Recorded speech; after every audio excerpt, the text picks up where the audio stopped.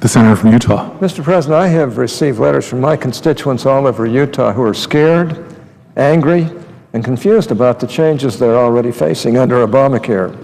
I've heard countless stories from Utahns that are losing their coverage and will be forced into more expensive plans thanks to the so-called Affordable Care Act.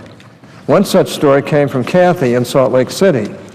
I spoke briefly about Kathy here on the floor a few weeks ago. Kathy wrote to tell me how she was notified by mail that her existing health care plan was no longer going to be offered.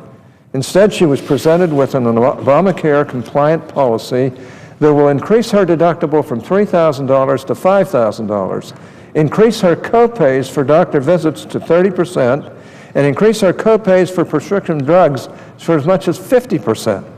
As a result of these changes, Kathy's health care expenses will exceed her income.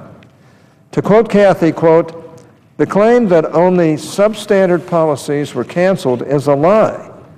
The plan I was on was a good policy," unquote. She does not trust the new healthcare.gov website and feels that there is not adequate security to protect her personal information.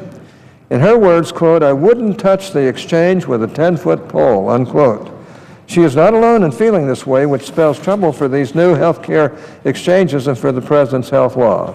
Mr. President, I yield the floor.